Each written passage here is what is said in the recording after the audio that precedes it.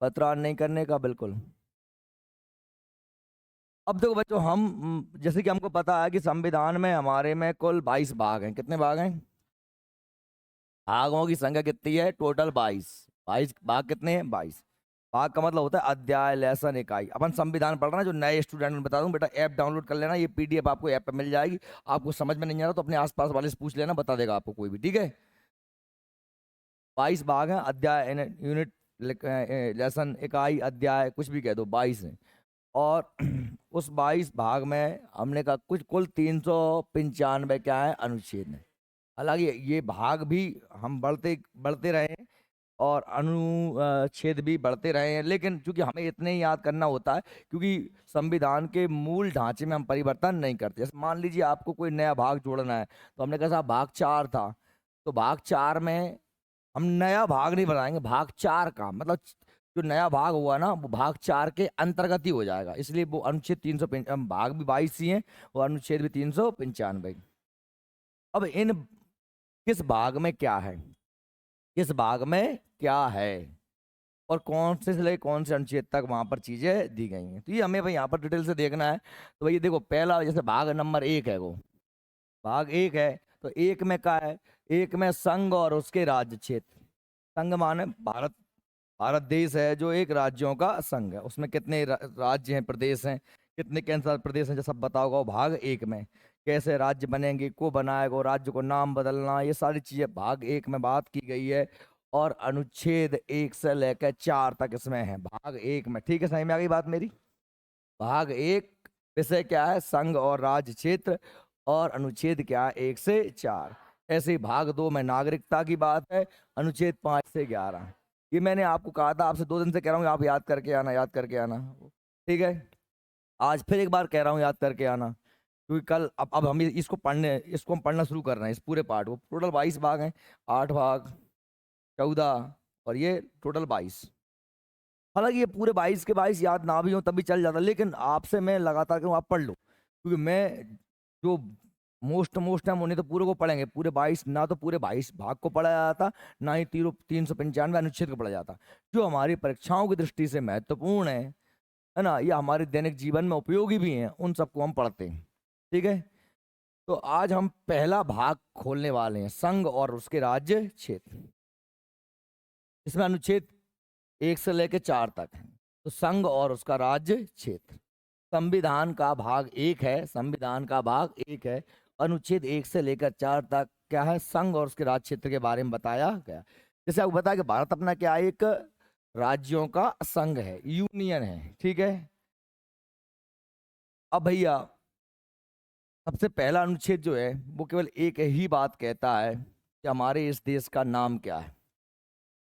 हमारे इस देश के संविधान में 2 नाम है, भारत और इंडिया। भारत अर्थात इंडिया, या इंडिया अर्थात भारत। ठीक है, इंडिया दैट इज भारत। अभी एक बड़ा ये मुद्दा बना है, आपने हाल फिलहाल में सुना होगा कि साहब भारत का नाम इंडिया का नाम बदला जा रहा है, भारत रखा जा रहा है, भारत रखा जाए। उन बेवकूफ़ों को कौन बताए कि उनकी मूड़ पकड़ के भट्टी में दी जाए? ये विपक्ष वाले या जो वाले या ये इधर वाले के बेवकूफ़ हो भैया। ये भारत और इंडिया दोनों ही नाम संविधान में लिखे हुए। हमारा संविधान शुरू इसी से होता है। क्या लिखा है कि अनुच्छेद 1 के अनुसार भारत अर्थात इंडिया राज्यों का, क्या लिखा है? भारत अर्थात इंडिया राज्यों का संघ हो। ये संवैधानिक प्रावधान है।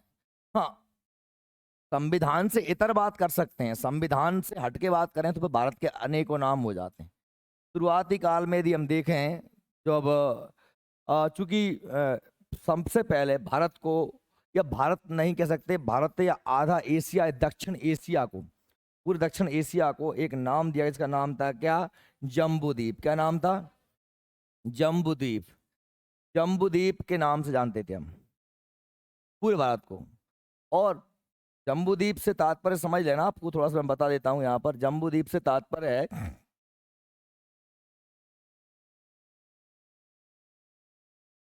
जम्बूद्वीप से तात्पर्य है पूरा दक्षिण एशिया या एशिया महाद्वीप का बहुत सा हिस्सा, ये कहलाता है क्या? इसका नाम था जम्बूद्वीप।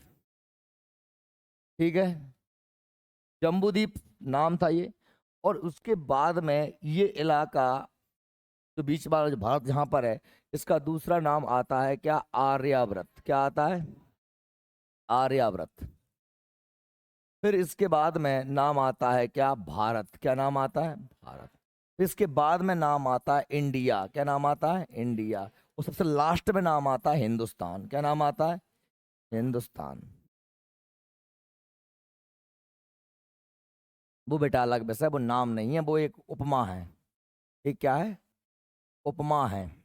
हम पैसे वाले हैं, है ना, जैसे तू बहुत सुंदर है तो मैं तो सलमान खान कहता हूँ, तो तेरी उपमा है, तेरा नाम नहीं। नाम ये था। आप लोगों ने सत्यनारायण की कथा बचवाई होगी, तो महाराज अपने हाथ में संकल्प देते हैं चावल, वो कहते हैं जम धर लो पैसा, तो महाराज कहते हैं जम्बू द्वीपे भारत खंडे अशोकनगर गाँव में फला दीदी अपने गोद का नाम लो, अपना नाम लो। क्या क्या कह रही है? हाथ गोद का नाम बोलो, अपना नाम बोलो, सिद्ध है तो। और फिर हाथ में भी नहीं ले महाराज पैसा, कृष्ण हेत कृष्णार्पणम, वहां चढ़ा दो, तो चावरा ने जरा के डाल लेते हैं जेब में। कृष्ण हेत कृष्णार्पणम, कृष्ण के लिए कृष्ण को ही अर्पण। तो ठीक है, ये तो बात अलग है। हम बात करें भारत के नामों की। हमारे संविधान में दो ही नाम है, भारत अर्थात इंडिया। लेकिन भारत का प्राचीन नाम जम्बूद्वीप भी है, आर्यव्रत भी है। जम्बूद्वीप और आर्यव्रत, चूंकि यहाँ पर आर्य रहा करते थे इसलिए आर्यव्रत। भारत जो नाम है वो दुष्यंत और शकुंतला के पुत्र भरत के नाम पर इसका नाम क्या पड़ा है? सम्राट भरत के नाम पर इसका नाम क्या पड़ा है? भारत पड़ा है। ठीक है। इंडिया नाम जो पड़ा है, देखिए क्या है, आपको पता है यहाँ पर एक नदी, इसका नाम है सिंधु नदी। क्या नाम है? कश्मीर से निकलती है जब, और ये अपनी मानसरोवर झील तिब्बत से निकलती है, कश्मीर होते हुए ये अपनी पाकिस्तान होते हुए अरब सागर में जाकर के गिर जाती है। जब यहाँ से यूनानी लोग आए थे, आपने नाम सुना है मोड़ी? सुन ले तने देव कन पटे भैया के। वो आओ तो सिकंदर। सिकंदर कहाँ से आओ? तो यूनान से। तो उसके लिए ये नदी पड़ी थी, इस नदी का नाम क्या था? सिंधु नदी। सिंधु नदी को उसने नाम दिया था क्या? इंडस। क्या नाम दिया था? इंडस। और इंडस से शब्द बना है क्या? इंडिया।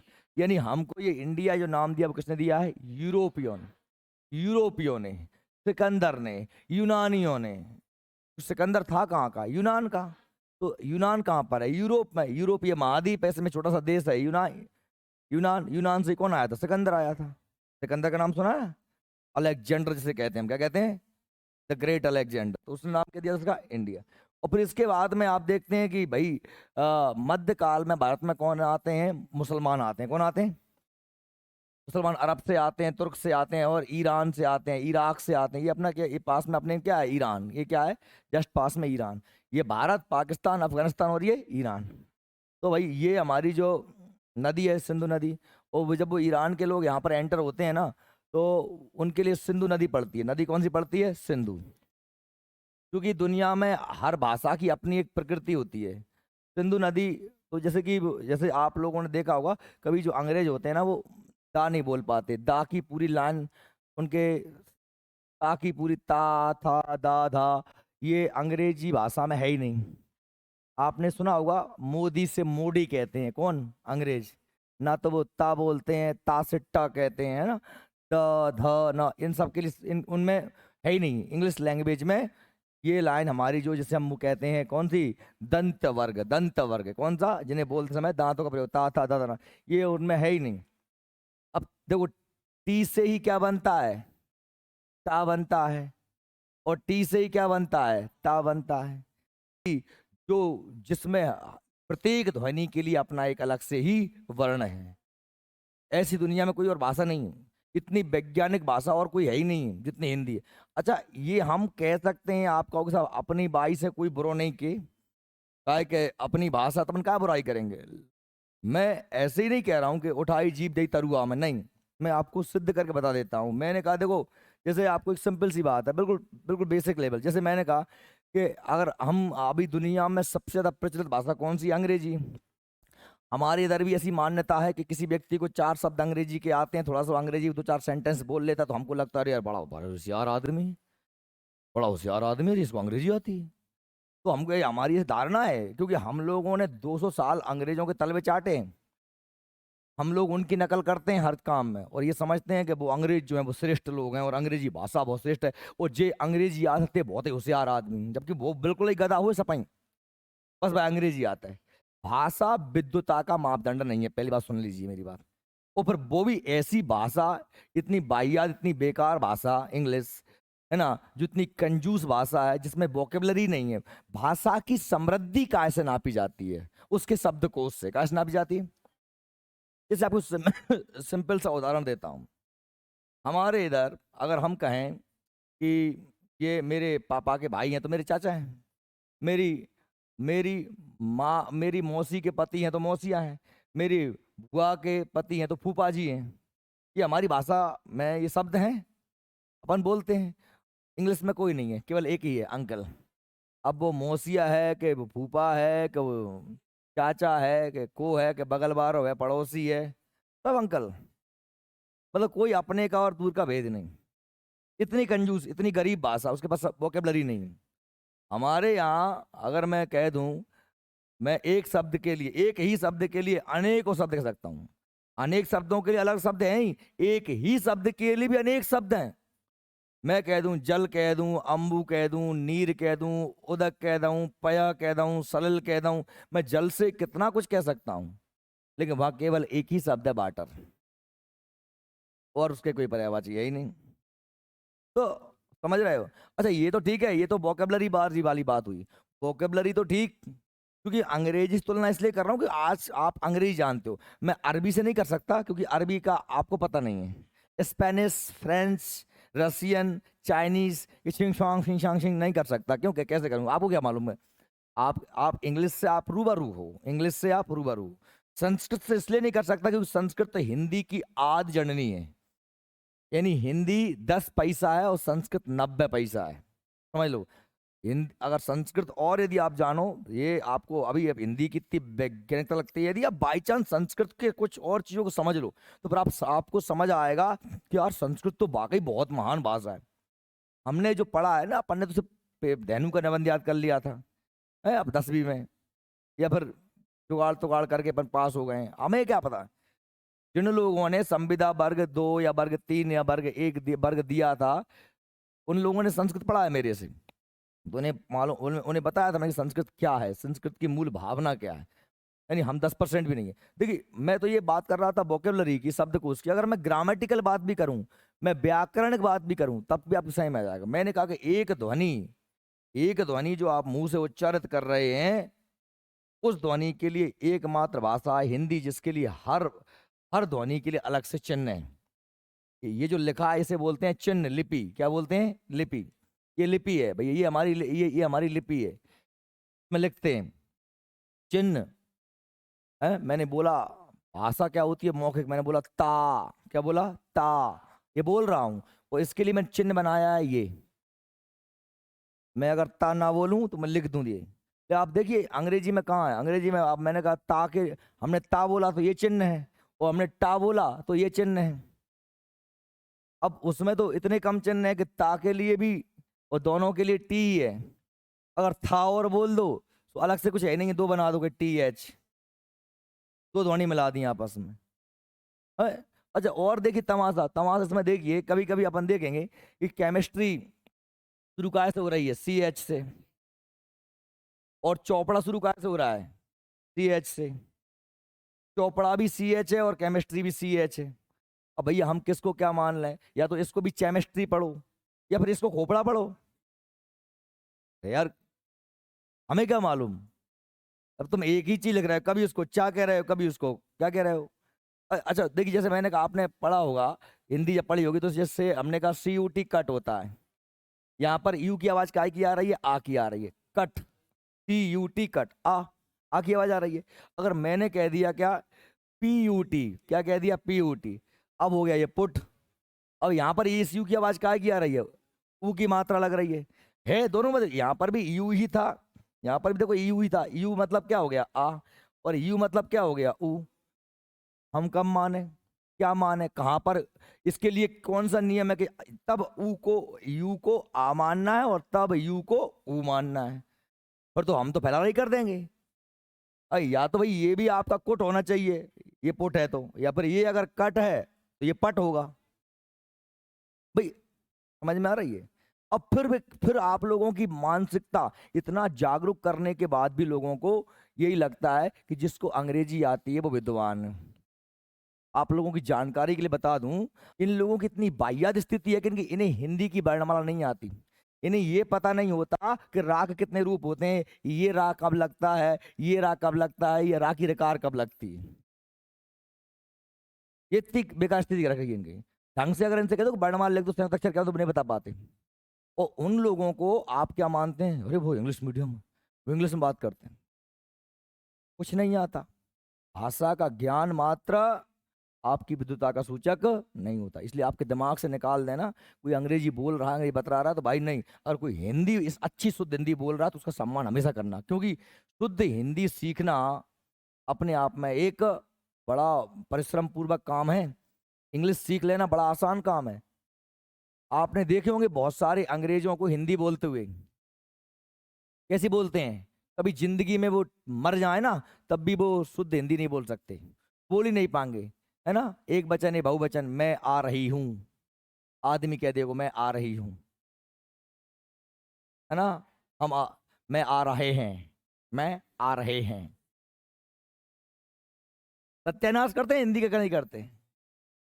हाँ, आपने हमारे इंडियंस लोगों को थ्रू आउट इंग्लिश में बात करते देखा हो, बिल्कुल भाई की भाई टोन, दे दे दे दे बिना रोके बोलते हैं। आप देखो अपने क्रिकेटर पूरे कितने महंगा अंग्रेजी बोलते हैं। यानी समझ रहे हो क्या कहने का मतलब, एक अंग्रेज एक जो व्यक्ति, आम व्यक्ति, वो अंग्रेजी सीख सकता है और थ्रू आउट बोल सकता है, क्योंकि उसमें इतना कुछ है ही नहीं। लेकिन एक अंग्रेज से कह दो, एक चाइनीज से कह दो बेटा तू हिंदी सीख ले, तो उस जा जन्म में तो नहीं सीख पाए, कहूँ पाए, मरने पड़ेगी, पुनर्जन्म भारत में लेने पड़ेगी और हमारे बीच में आने पड़ेगी, वो तब भी वो हिंदी सीख पाएगा। इसलिए हमें गर्व होना चाहिए कि हमारी भाषा हिंदी इतनी श्रेष्ठतम भाषा है। ठीक है, तो हिंदी की बात हो गई। चलिए हम बात, मैं बता रहा हूं, ये नाम, जैसे कि नाम है हिंदुस्तान है, क्योंकि आपको ये बात जानकर भी बड़ा अजीब सा लगेगा, हमारी भाषा हिंदी है ना, उसका नाम जो हिंदी है वो हिंदी भाषा का ही नहीं है, फारसी भाषा का शब्द है। क्या हुआ था कि भाई जब जो ये ईरान के लोग आए, जैसे मैंने कहा साहब, इंग्लिश वाले लोग ता क्या नहीं बोल पाते हैं, ता नहीं बोल पाते हैं, दा नहीं बोल पाते हैं, मोदी को मोडी कहते हैं, ऐसे ही चीन के लोग टा नहीं बोल पाते हैं, क्या नहीं बोल पाते, टा ठा डा। चाइनीज लोग होते नहीं है, उनमें तो थिंग थोंग चिंग सॉन्ग फिंग यही शब्द होते हैं। अच्छा, ऐसे ही ये जो ईरान के लोग हैं, इनके साथ भी दिक्कत है। ये जो सिंधु शब्द है, सिंधु, इसमें उनके साथ दिक्कत है कि वो सा नहीं बोल पाते, सा की जगह हमेशा क्या बोलते हैं, हा, और धा की जगह बोलते हैं दा। तो ये सिंधु से क्या बना था, हिंदू। क्या बना था, हिंदू। सिंधु शब्द से हिंदू शब्द बना था। सिंधु वास्तव में किसका नाम था, नदी का। किसका नाम था, नदी का। तो इन्होंने हिंदू किसे कहा था, नदी को कहा था। किसे कहा था, क्योंकि ये नदी को क्या नाम दिया उन्होंने, हिंदू नदी। कोई हिंदू नदी के आसपास के इलाके को उन्होंने क्या कहा था, हिंद। क्या कहा था, हिंद। हिंद काय का नाम रखा था, उस इलाके का, उस एरिया का, यानी उस देश का नाम क्या हो गया था, हिंद। हिंदू नदी के आसपास के देश को क्या कहा था उन्होंने, हिंद कहा था।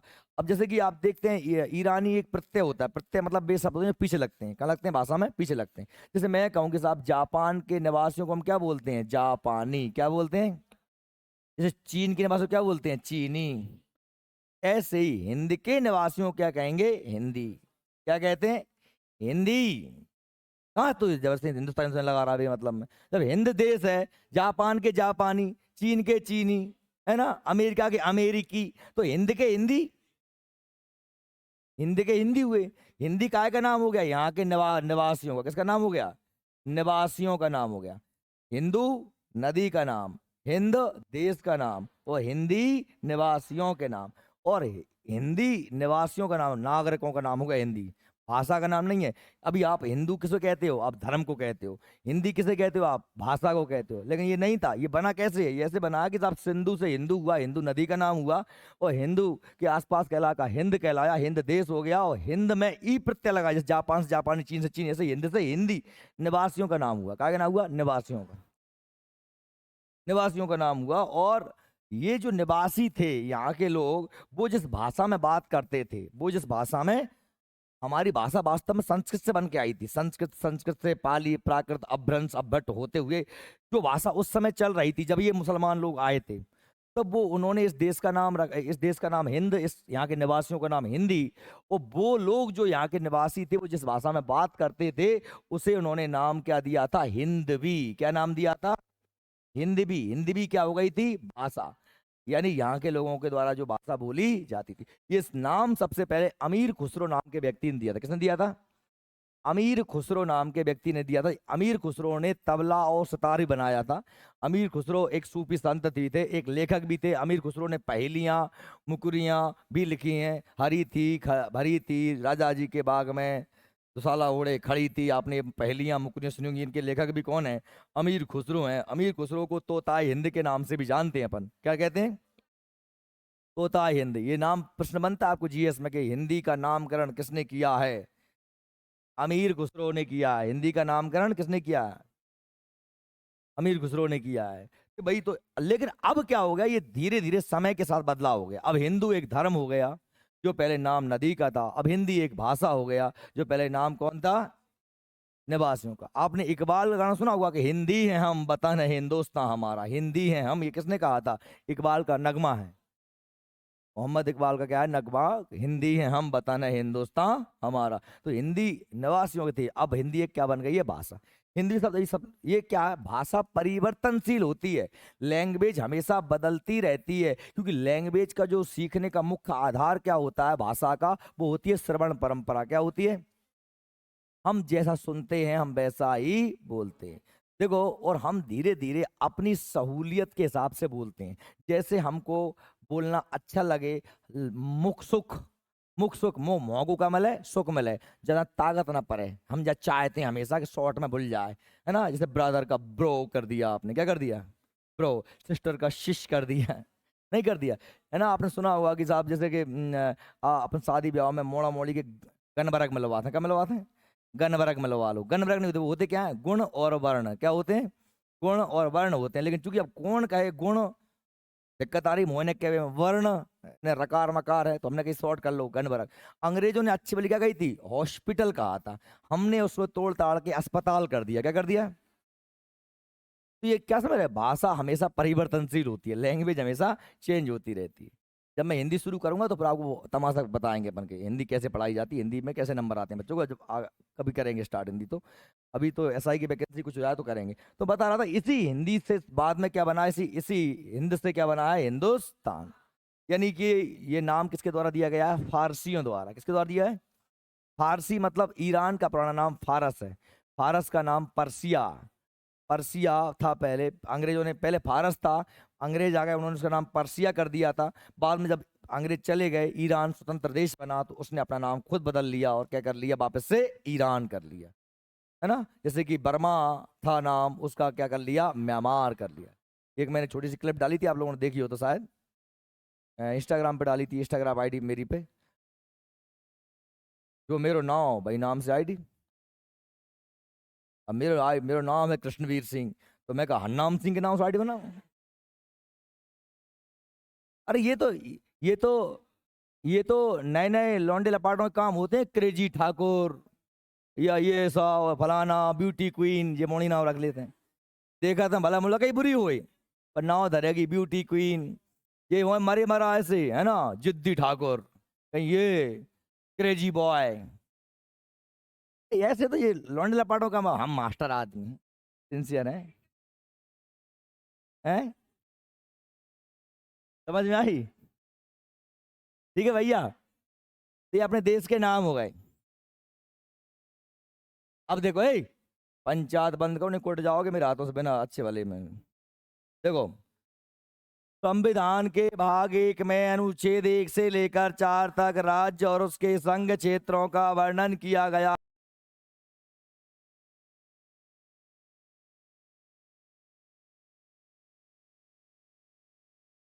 है तो, संविधान के भाग 1 अनुच्छेद 1 से लेकर 4 तक संघ और उसके राज्य क्षेत्रों का वर्णन है। अनुच्छेद 1 में क्या लिखा है कि भारत अर्थात इंडिया एक राज्यों का संघ होगा। क्या होगा? राज्यों का संघ। मतलब राज्य हैं इसमें बहुत सारे, राज्यों से मिलके बनेगा। MP, यूपी, बिहार, 28 राज्य हैं ऐसे, कितने 28 राज्य। और यही बात कही गई है अनुसूची 1 में, है ना। अनुसूची 1 भारत के राज्यों और उसके राज्य क्षेत्रों को निर्दिष्ट करती है कि कुल कितने राज्य होंगे। ये सारी चीजें अनुसूची 1 में स्पष्ट लिखें। अब भारत के राज्य 2 प्रकार के हैं, आप जानते हैं। एक हैं स्वतंत्र राज्य, फुल फ्रेश राज्य, और दूसरे हैं केंद्र शासित प्रदेश। भारत में 28 प्रदेश हैं। कितने प्रदेश हैं भैया? 28। 28 प्रदेश हैं जहां की स्वतंत्र विधानसभाएं होती हैं। मध्य प्रदेश, उत्तर प्रदेश, बिहार, कर्नाटक, पंजाब, ऐसे 28 है ना। और वर्तमान में केंद्र शासित प्रदेश कितने हैं? केंद्र शासित प्रदेश कितने भैया? 8 हैं। कितने हैं? 8 हैं।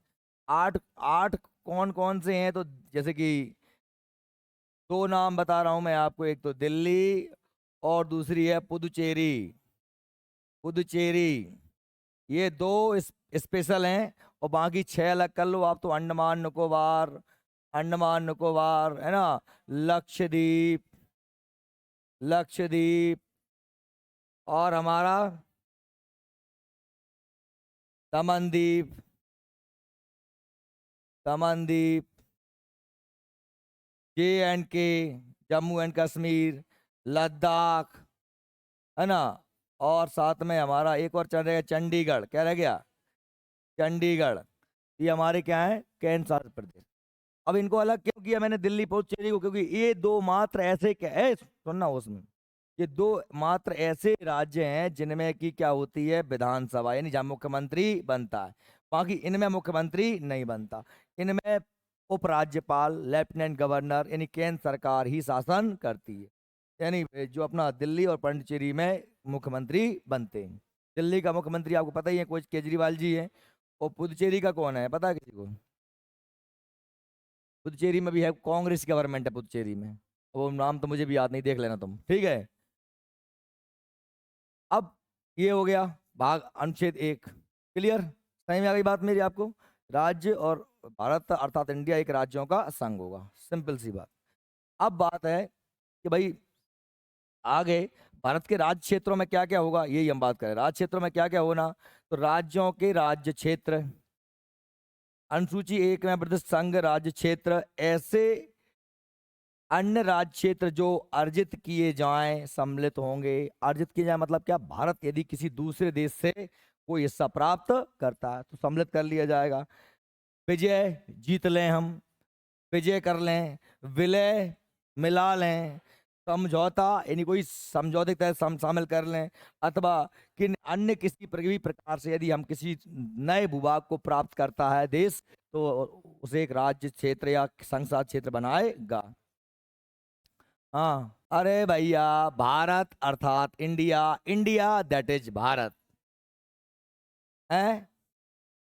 सुन, भारत अर्थात India, India that is Bharat. बात एक हिंदी में कह रहा हूं, भारत अर्थात इंडिया, अंग्रेजी में कह रहा हूं इंडिया दैट इज भारत है। जैसा नाम लिख दाओ का, नाम लिख दाओ संतराम सिंह, संतराम सिंह उर्फ उर्फ पप्पू, उर्फ पप्पू।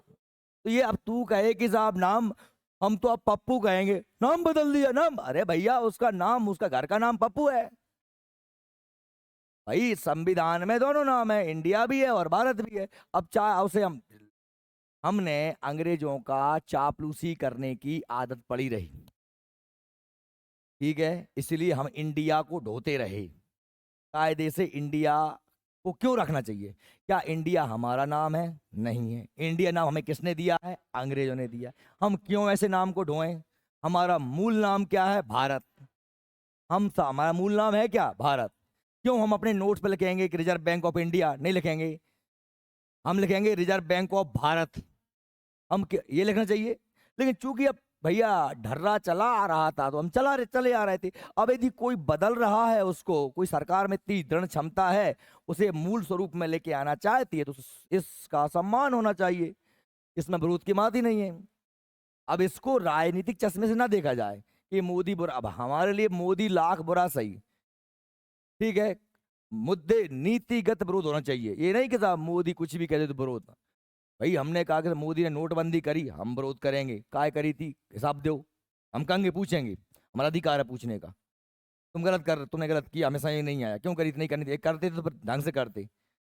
जीएसटी लागू करी, उसमें सिस्टम बदला बदला बदला करके नहीं हो पाया सिस्टम। भाई कुछ काम अधिक, जम्मू कश्मीर से धारा 370 को हटा देना, भारत के हजारों सैनिकों की मृत्यु लाख रोज होती थी, पत्थरबाजी होती थी, ये कितना बड़ा काम कर दिया मोदी ने। तो वहां तारीफ होनी चाहिए, जहां बुराई है वहां बुराई होनी चाहिए। इससे आप, आजकल का माहौल ऐसा हो गया स्टूडेंट्स में भी, जब सोशल मीडिया ने इतना जहर घोल दिया है कि लोग दो खेमे में बट चुके स्पष्ट तौर पे, एक मोदी के विरोधी, एक मोदी के हितैषी। ऐसे व्यक्ति बचे ही नहीं है जो कि ये कहें कि नहीं, ना मुझे मोदी अच्छा है, ना मुझे राहुल बुरा है, मुझे कोई बुरा नहीं है, मैं तो बात की बात कहने वाला व्यक्ति हूं। और हमको एज अ स्टूडेंट हमेशा ऐसा ही बनना चाहिए। हमें अपने, देखो आजकल की दिक्कत क्या हो गई, मैं आपसे कहूं सबसे बड़ी दिक्कत तो ये हो गई है कि हम लोग कोई कुछ भी कह दे तुरंत मान लेते हैं यार। सोशल मीडिया पे कोई कुछ भी कह दे तो तुरंत मान लिया। जिस एक स्टूडेंट का सबसे अच्छा गुण ये होता है कि वो एक बार में किसी भी बात को स्वीकार नहीं करता जब तक वह उस बात को पढ़कर सुनकर उस पर अपना खुद का विचार ना करे। विचार करे, यदि बात तर्कसंगत लगे, आपके आंकड़ों में फिट बैठती है, तर्कसंगत है, क्या क्यों कैसे के प्रश्न जवाब मिल रहे हैं, तो फिर उस बात को स्वीकार किया जाए। कोई कुछ भी कह रहा है हम मान रहे हैं। अरे क्यों मान रहे हो भाई? अरे वो उनने कही थी इसलिए मान रहे हैं। अरे बेको है, जन्म तूने लिया है, जिस दिन तू मर के जाएगा, अगर मान लो कभी ऐसा होता भी है कि ईश्वर आपसे कुछ सवाल जवाब करता है, तो आपके द्वारा किए गए कृत्यों के जवाब आपको स्वयं देने हैं वहां जाके। ना तो आपको कोई आपका राजनीतिक लीडर देने वाला है, ना आपका कोई धर्मगुरु देने वाला है, ना आपकी गीता कुरान बाइबल देने वाली है। आप से ही प्रश्न पूछा जाएगा और उस प्रश्न का उत्तर देने का कर्तव्य भी आपका ही होगा। कोई आपकी वहां हेल्प करने के लिए नहीं आने वाला।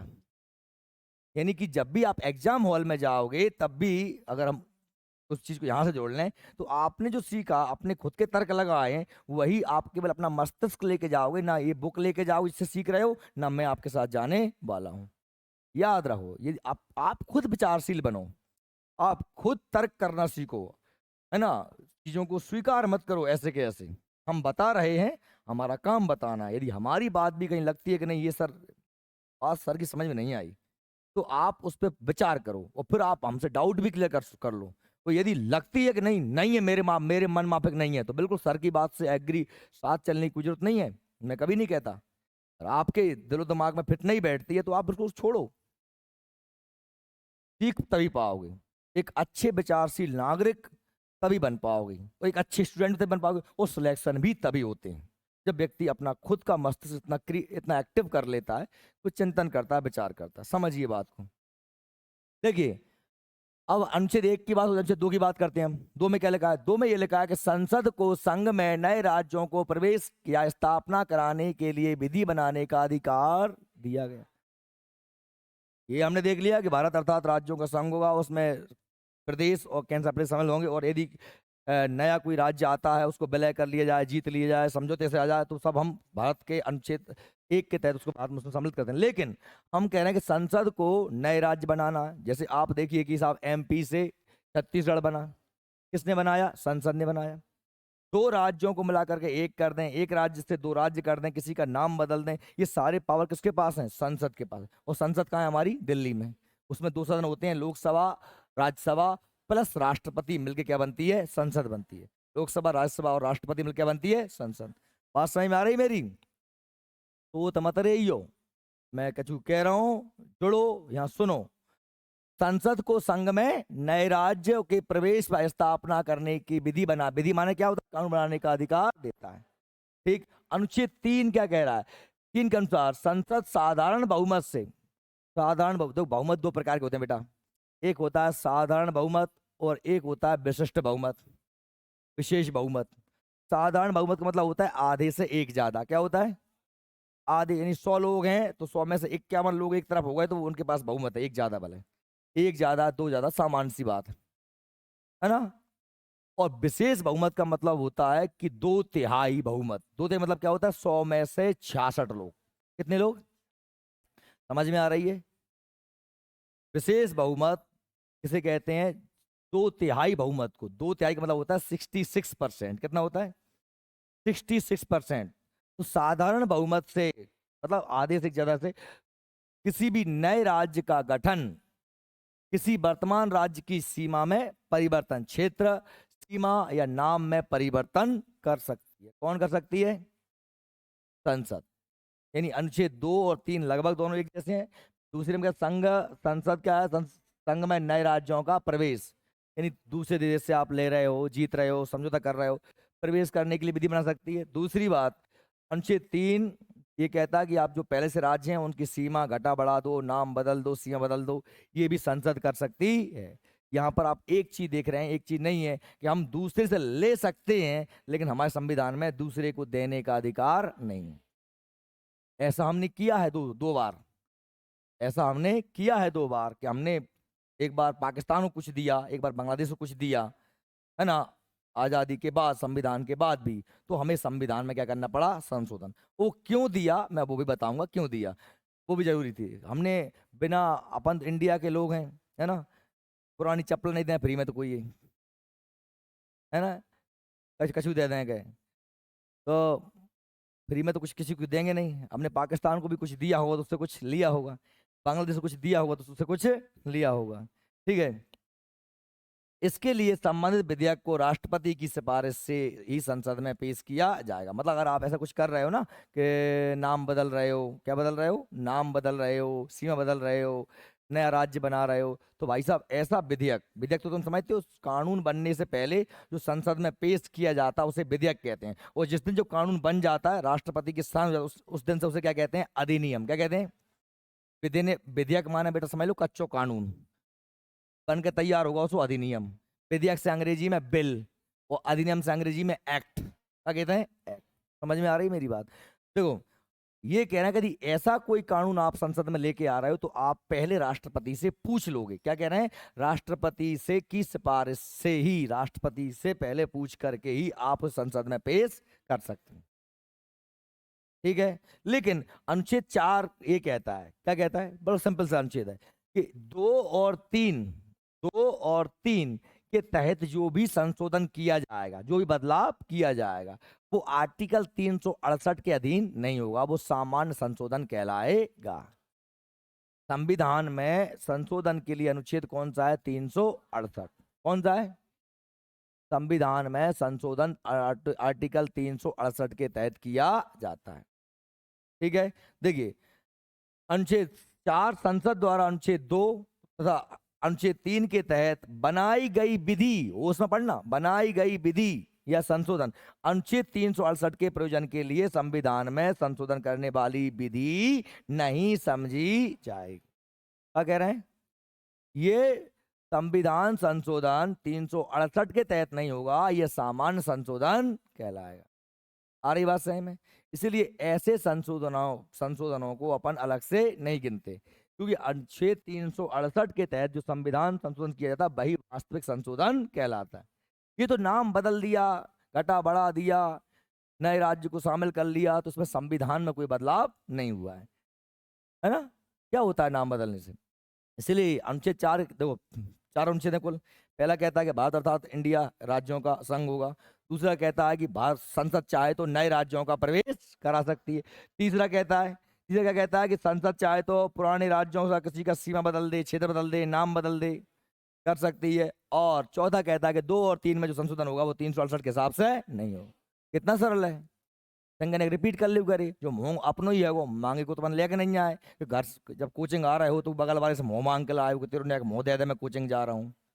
जैसे कहीं जा अपन चला नहीं रखा कि अब मांगे की चीज लाते हैं तो भाई अपन सामान रखते हैं, खराब ना हो जाए वापस देने जा करे पाए। तो तुम मेरे मुंह मांग के ले गई थी, जा खराब कर ली तो चला लाई जाए। ऐसा नहीं है, अपना ही माँ है, अपना ही है, बोल लिया करो, है ना? अब देखो क्या हुआ।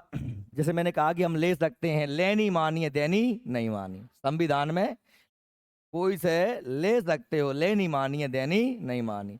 तो भाई कभी कभी ऐसी कंडीशन बन गई कि हमें कुछ देना पड़ा, है ना, हमारे लाभ को सोचा था। पाकिस्तान वालों ने कहा भाई, या जैसे जैसे मान लीजिए मैंने कहा कि साहब, जैसे मैंने कहा कि साहब बांग्लादेश है। अब बांग्लादेश में जैसे हमारी ऐसी कोई सीमा, अब अंग्रेज तो जल्दी जल्दी घरे जा रहे थे, अंग्रेज तो जल्दी जल्दी घरे जा रहे थे, अपन ने कि भाई साहब बंटवारा कर जाओ हमरो, तो बे चाह जैसी आड़ी टेढ़ी लाइन खींच गए। उनने भारत तो जब ऐसी लाइन कर दी, ऐसी ऐसी ऐसी ऐसी ऐसी ऐसी ऐसी बंटवारे कर दें। और जब अगर हमने के हिसाब जो कहा है बांग्लादेश, और जो कहा है भारत। अब मान लो जैसे आदमी कोई जहाँ है, तो जहाँ अपनो घर है, तो अपनो खरियान जहाँ है, तो मान लो कोई को माए को जहाँ रहेगा हो, और सास रो जहाँ आगा हो। ये दिक्कत हो रही थी ना, हो रही थी आदमी ने, तो बड़ी समस्या हुई थी। अब इतना लग गई, आर्मी लगी, सेना लग गई, तार फैंसी कर दी। अब वो तो आदमी लो आवे जाए भले तार फैंसी मुड़ जाए, ऐसा कि मोड़ मोड़ वहीं चक गया बाबा गले, तो लेवे जाओ ससुरारे जाए वो ना जाए। तो मड़वा मड़वा पैरा भी जान पड़ेगी, पैर भी आने पड़ेगी, समस्या होंगी, उन्हें भी आने पड़ेगी। तो हमने इस लाइन को क्या कर दिया, सीधा कर दिया। अब जब सीधा किया तो ये हमारा हिस्सा था, ये उनके पास चला गया, ये उनका हिस्सा था, ये हमारे पास। इसलिए हमने कुछ दिए कुछ लिए। अब इसके लिए क्योंकि लेनी तो मानिए कि जो तो हम ले लेंगे, लेकिन जिद्दे नहीं रहे, ऐसे थोड़ी होते हैं। बेत में क्या देंगे, लेनी मानी है तो देनी भी माननी चाहिए। इसलिए भाई हमारे संविधान में ये व्यवस्था नहीं थी देने की, तो हमने कुछ संशोधन किए, एक बार पाकिस्तान को देने के लिए और एक बार बांग्लादेश देने के लिए। समझ में आ गई बात मेरी? नहीं आई? अब ना आए तो ना आए, अब जांच जांच सरल का हो सकता है। अगर इतने सही नहीं आ रही, तो फिर तो तुम पेट से बांधो फतरा और तालाब कूदो, जिस अतरा हो ही ना।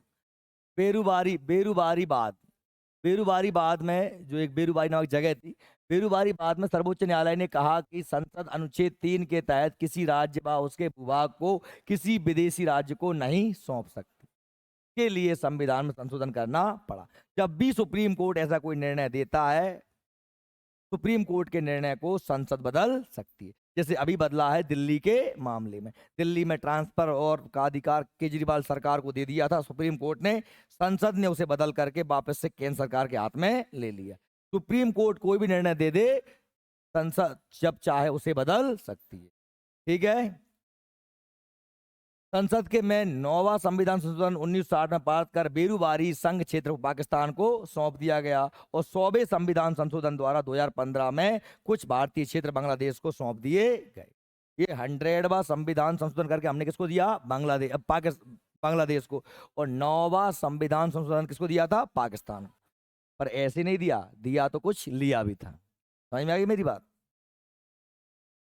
ये बात भाई, अब होता है क्या कि जब ये हमारे भाग एक हो गया, अब भारत अर्थात राज्यों का संघ है, तो भाई अब भारत में राज्य कितने हैं और राज्य कब कब कितने कितने बने हैं, क्या इसको पढ़ लें? पढ़ लें तो पढ़ तो लेंगे। देखो अब मेरी क्लास को कम से कम सवा घंटा का टाइम चाहिए चाहिए, वो तो हो ही जाता है ना।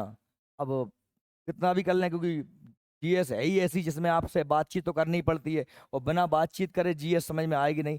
अब नीतीश सुना, ये मैं पढ़ाऊंगा कैसे बने राज्य, क्या बना, और साथ में कल मैं नागरिकता स्टार्ट कर दूंगा। तो ये देखो जगह क्रमवार गठन, 15वां राज्य कौन सा बना, गुजरात, मुंबई से 60 में। 16वां राज्य नागालैंड असम से 63 में। 17वां राज्य हरियाणा से, पंजाब से बना 1966 में। 18वां राज्य हिमाचल प्रदेश 71 में बना, है ना, काय से अलग होकर के बना, हिमाचल प्रदेश अलग से बना दिया था इसको। 19, 20 और 21 में मणिपुर मेघालय त्रिपुरा बने। 22 में सिक्किम बना। 23वां मिजोरम बना। कब कब बने हैं, और 24वां, 25वां, 26वां, 27वां, 28वां, 29वां। 29 हो गए थे राज्य, 29 हो गए थे, लेकिन एक राज्य हमने मिटा दो। कहाँ के मिटा दो, कहाँ के मिटा दो?